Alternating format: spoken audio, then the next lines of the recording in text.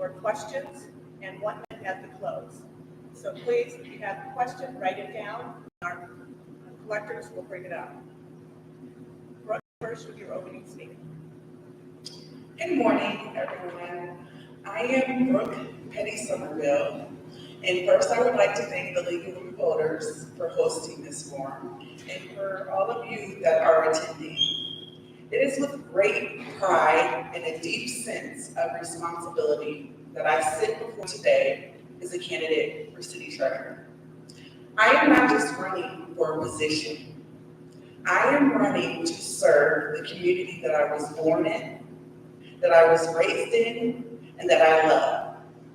I'm a proud product of District 150, and I've had the privilege of witnessing firsthand what strength, resilience, and the heart of this community truly is. My parents, Jean and Jackie Petty, are passionate advocates of the city of Peoria. They believe in public service, and they are the ones that have instilled in me this great sense of responsibility to serve my community. I am the proud wife of Marcellus Somerville. I'm the proud mother of Lathan, back there, London, Lawson, back there at Liberty, and my fur baby Legend. We are a family deeply rooted in community service. We believe wholeheartedly in serving our community because we believe everyone in Peoria deserves to thrive. I am currently the Chief Deputy in the Peoria County Clerk's Office, where I supervise and manage the staff and the office's workload. I'm responsible for overseeing the processes and the funds that are received in our office, which total over $10 million plus annually. With an educational background of criminal justice and early childhood education, I have learned how important it is to serve with integrity, to understand the needs of our community, and to ensure that the systems that we put in place actually work for everyone. As your city treasurer, I will take all of these to heart with me every single day. Thank you. Mr. Montelongo. Oh, sorry, Jim. Oh, we had two. Good morning, everybody. I'm Jim Montelongo, former Peoria City Councilman for 12 years. It was an honor and a pleasure to serve the people as an at-large member for 4 years and 8 years as the 4th District City Councilman. Today, I would like to take this time to tell you a little bit about my training, my education, and my experience as it relates to the treasurer's position. So while serving on the city council under Jim Artis, we as mayor, we scrutinized that budget every year for those 12 years. And we went through that budget line item by line item, department by department, to cut all the fat out of the budget that we possibly could. That was my training. As a city council member, I had the opportunity to work with all the different departments, police, fire, public works, code enforcement, planning and zoning. I have a really good understanding of how they work in our city. I've also hosted 10 years of monthly meetings with the public where I was available to answer questions and work with them to solve problems in our neighborhoods. I have an MBA from Bradley University. I've studied accounting, finance, management, leadership. I've run a business for 33 years. And as it relates to this position, I implemented technology, created accounting software systems and processes to be able to send out invoices and collect our receivables and manage our cash flow. I want to take all these years of experience and lead the treasurer's office. Thank you. And Mr. Montelongo, you have the first question. What prompted you to run for this specific position? Sure. So, as I mentioned earlier, I served the people for 12 years as a city councilman. I really enjoyed my time serving the people. So that's kind of my passion about doing it. When I saw that our city has some pretty significant financial issues with the fire and pension funds more specifically, and 90% of it going to be due by 2040, and knowing what that's going to do to our budget here going forward, I knew that it was something that I want to engage in helping solve that problem. So, looking at my resume, my years of experience, education and training, I know I'm a great fit to help solve this problem. So that's what got me involved. Ms. Somerville? So for me, there is a short and a long answer. 4 years ago when I ran, or almost 4 years ago when I ran for this position, the same position, the city treasurer position, I was currently working as the director of programming and development at the Boys and Girls Club. And at that time, we were in COVID. And so we were with the kids every day because it was a necessity. And we started talking about local government. And the kids that we served said, I was like, we need to get involved. They said, we don't see anybody that looks like us in local government. And so that was one of the main reasons that prompted me to go into local government, is so that they can see that us normal people can be a part of change. And so that's one of the main reasons that I did it. But I also did it for the people that come before me, the people that are going to come after me, the people that choose not to run, and the people that won't and can't run. That is why I do it. I do it to serve the public. The community that I love is the reason that I do this. My passion is the people, and that's why I'm running for city treasurer. And Brooke, you'll have the next question first. Yes. What successes that you personally initiated or enacted in your current role or past role will make you successful in the treasurer position? Well, I would say that number one would be like my leadership, the leadership that I have, my ability to work with the community, my ability to pull people together when we are struggling, my accessibility, me being available to everyone when there is a need for anything. I would say for me, it would be like going out into the community, because a lot of things are not accessible to many people. And one of my ideas is, to have kiosks that we have put around that can serve the treasurer's office and serve the public. That's something that I want to do. Providing the service directories is something that we currently do in my role, to help people, to pull people together, to let them know that we are a community that can serve and a community that does serve.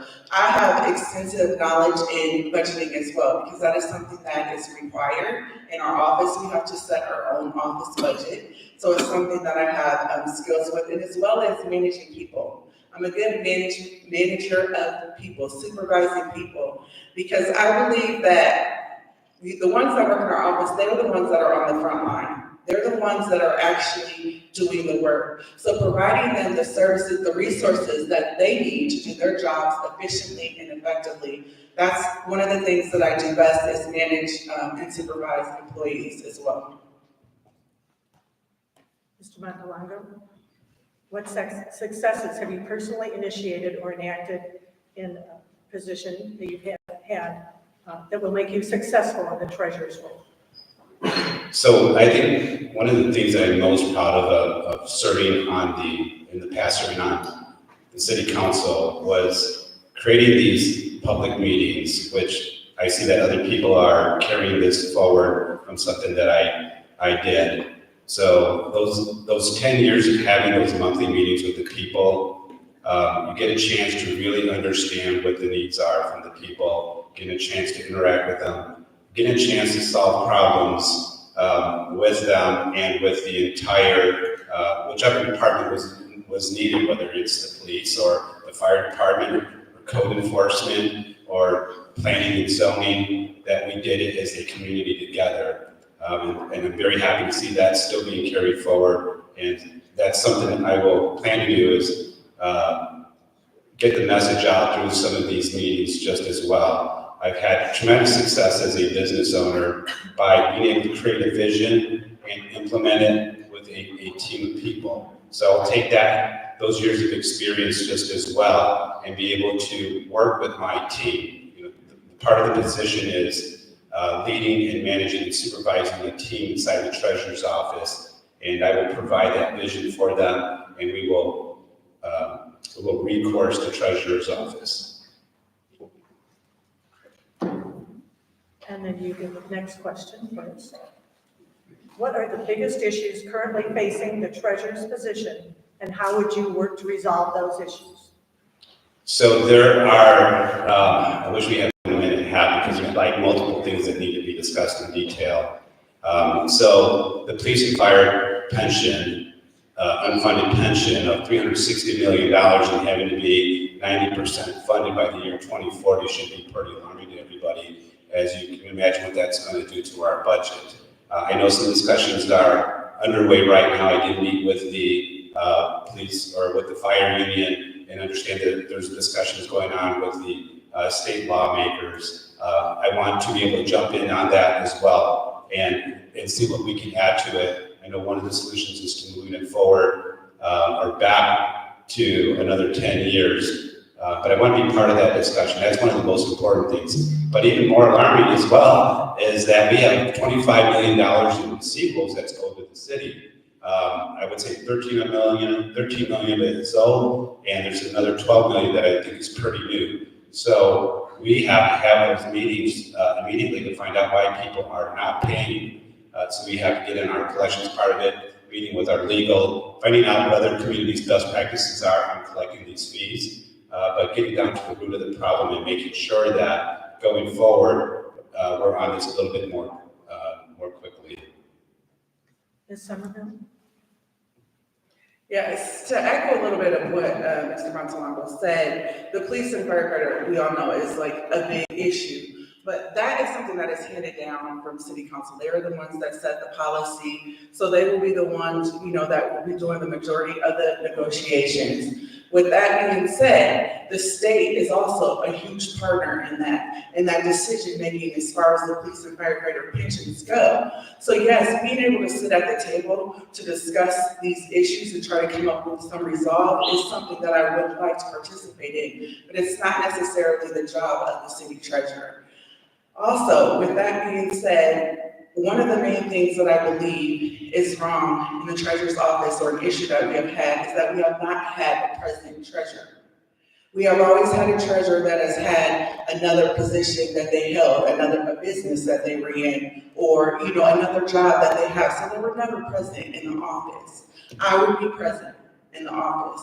I would resign from my position as the chief deputy in the county clerk's office, and I would be present in that office on a day-to-day basis so that we can see change. We can bring forth the transparency. The reports that we have to issue by state statute, by state mandate, I will break those down so that they're easily understood by the public. Those are some of the main things that I would do. Also, we need to streamline the systems that are being used. Although I currently use the same systems at the county as they do as in the city treasurer's office, I would streamline those.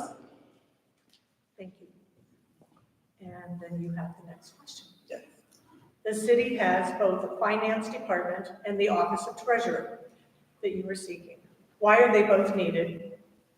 Is there anything you can do to work with the council to consolidate those roles? Actually, those aren't positions that should be consolidated. And the reason for that is, quite frankly, checks and balances. The financial department works for the city. They work for the organization. The treasurer's office works for you guys, the public. So there's a checks and balances that are needed. Of course, the financial department, their number one goal and priority is the city and the organization. My number one goal and priority is to protect the people as well as the city, not to lose sight of that because we manage city funds as well. But we are hired by the people, and that is who I would work for, the people.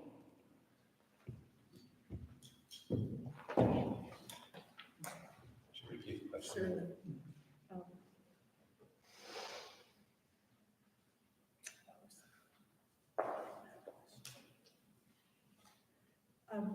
Peoria has both a treasurer and a finance department. How do those roles interact, and is there anything that you could do to consolidate those roles? Sure. So yes, we have a finance accounting department and of course the treasurer's office. The way they kind of work together is you have the finance accounting office, and this is how they really work together, is they're the ones sending out our invoices and the treasurer's office is collecting the money when it comes in. So we have to have a very good working relationship with them so that we can reconcile our accounts. The CFO works for the city manager. The city manager reports to the council, and that's how that works. We need to have separation of duties. We want to have an independent treasurer that's able to report back to the people on what the finances are. You don't want to have those two mixed up together. That would be a huge conflict of interest. At that point, we need to have the truth and what's going on. I think everybody remembers what happened to Dixon, Illinois, and $54 million after that. That's why there's a need for separation of duties. So I think right now some of the duties that the CFO is working on probably needs to shift back to the treasurer's office. But nonetheless, we still need to work together. We need to make sure that the city is flush with cash so that we can carry out the strategic plan that the city council is working on. Or is it my turn? Whose turn? Oh, actually, Mr. Montelongo. So how would you make the office more efficient to save taxpayers money?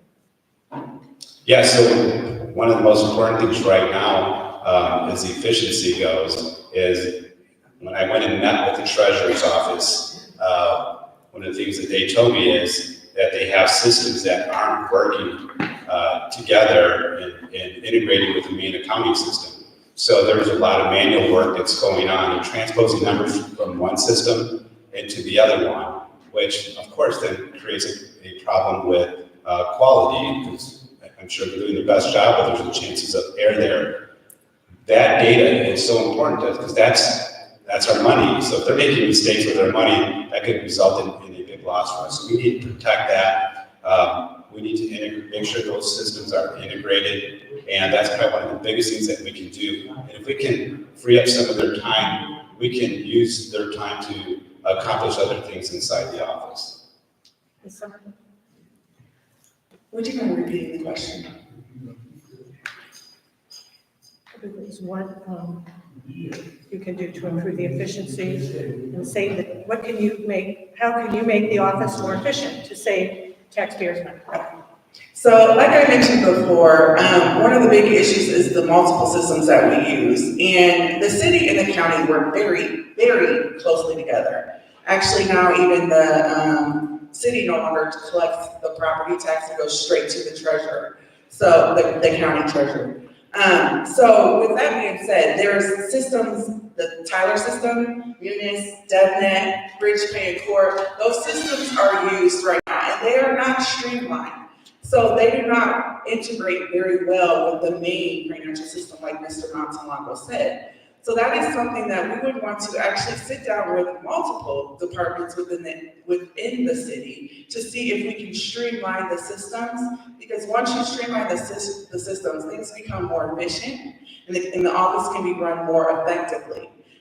Like he said, it would reduce the amount of errors, and that could lead to us, meeting our goal, which is, collecting the money that is owed to the city. So that's one of the first things that I would begin to work on when I begin office as city treasurer. And you will get the next question first. Okay. So elections often are run tight. The election results are tight. In the event of a close election decided by very few votes, will you accept the results from the Peoria Election Commission?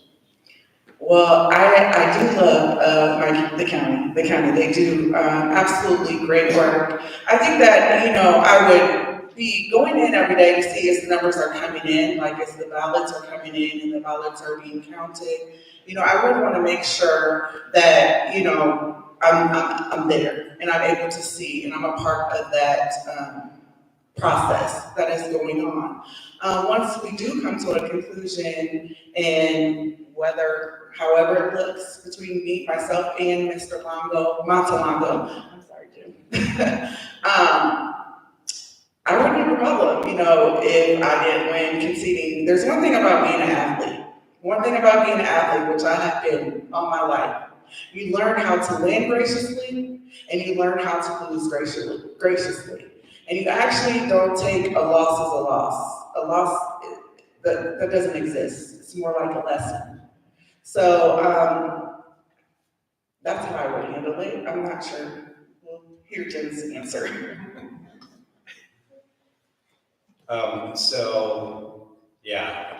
Close elections are very interesting, and there's a process that would need to be followed if it's going to be that close, and if there's questions about it. Of course, you want to have your time to analyze it, and your team of people be able to analyze it and come up with a conclusion. There's a start time and an end time to it all, and at the end of it, there's going to be a conclusion, and you have to live with it and move forward. So, yes. And you'll have the next question first. How do you anticipate interacting with citizens' concerns from the Treasurer's Office? So that's one thing that I'm very familiar with as serving on the City Council for 12 years. You get lots of phone calls, you have to return the phone calls, you get emails, you have to return emails. You go out there and you have monthly meetings, interactions with them, and you're out there to respond and serve the people. That's what you're asking for. And whether you have all the answers or you have to collaborate with others inside City Hall, that's what the job is. So part of it is making yourself available, and that's one thing that I noticed when I was serving in City Hall. It's hard to find somebody that you need to talk to at times. So I want to make a scheduled time where I'm available. So that's something that I will do. Make a scheduled time where people know where to find me and have open hours so that we can talk and discuss whatever issue that they may have. So that's one of the things that I will do, and make sure that I respond to an appropriate period of time and get to resolution. And that's probably the most important thing that people want, is resolution to whatever problem that they may have or question that they may have. Ms. Somerville? Yes, so for me, I am going to meet people where they are. So however that looks, going out to different communities within our city, having meetings with the public, having town hall meetings, I'm going to meet the people exactly where they are, because I believe that's what's necessary, and I believe that's what's missing. With my background in education and criminal justice, I was a mental health professional in North Carolina. Those positions don't turn off.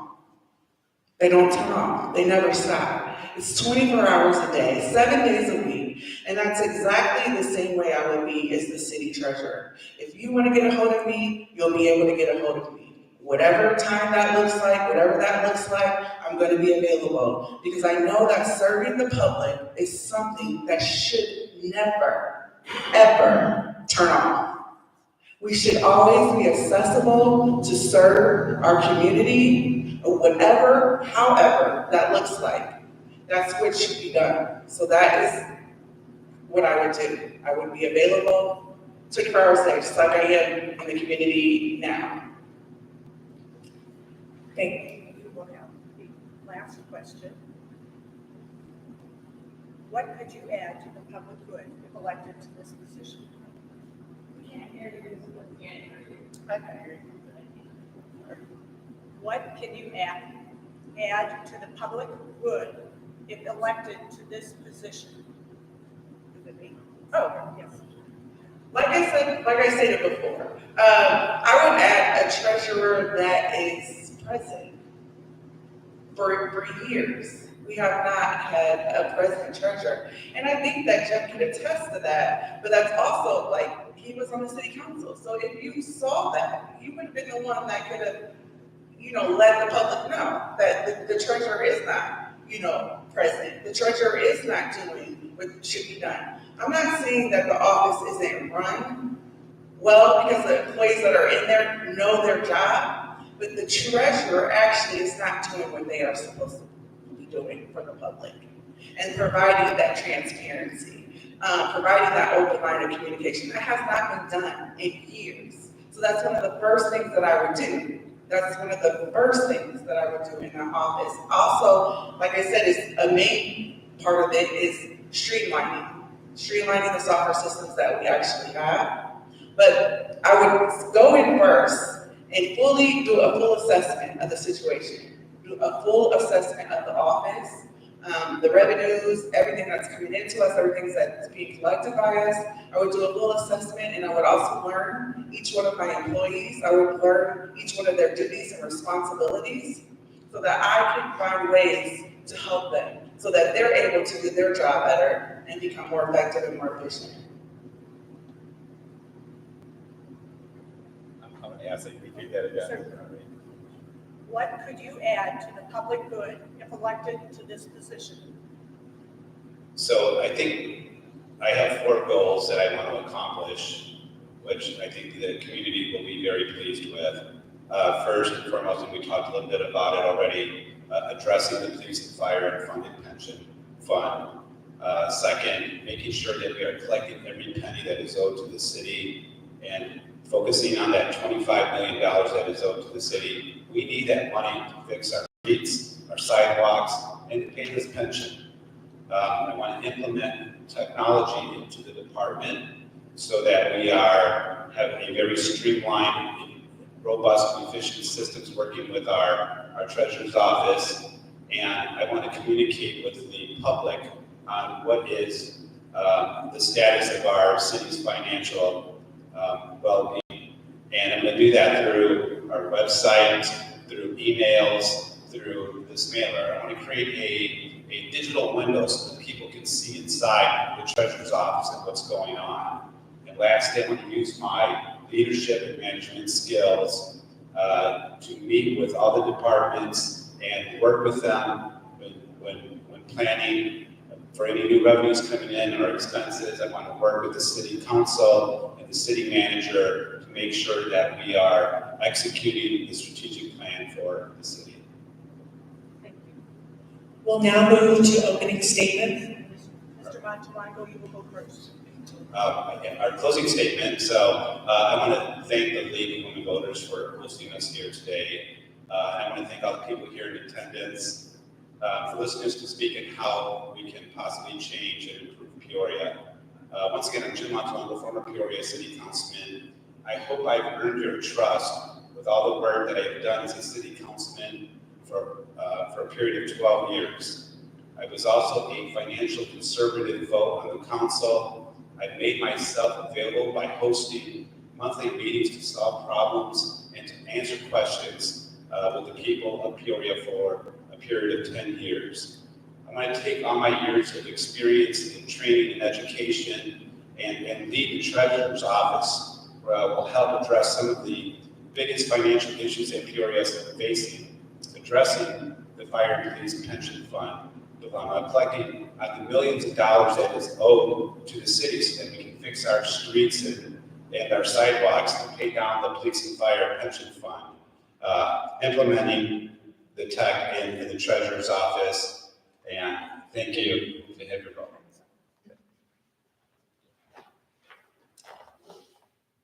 As a lifelong Peorian, I understand community, and I understand the responsibility that comes along with public service.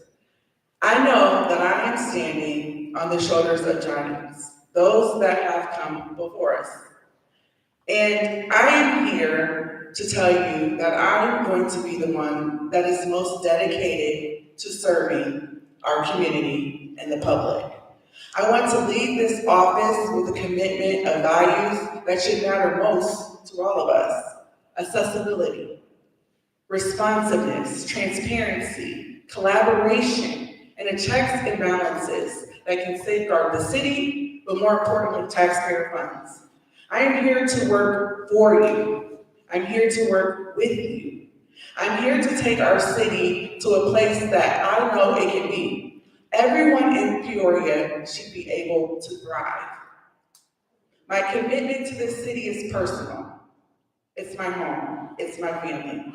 I would love to have your vote and your support April 1st. Please elect me to become your next city treasurer. Bank on Brooke. Thank you.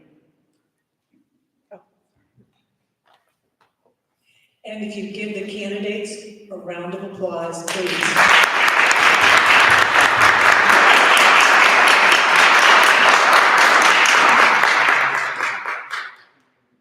Thanks to the candidates and to all of you that spent that morning with us. Hopefully we'll be able to retrieve this on YouTube. So check it out tomorrow. YouTube, League of Women Voters, Greater Peoria. Don't forget to vote. Please. Thanks so much for spending your morning. Thank you. Thank you.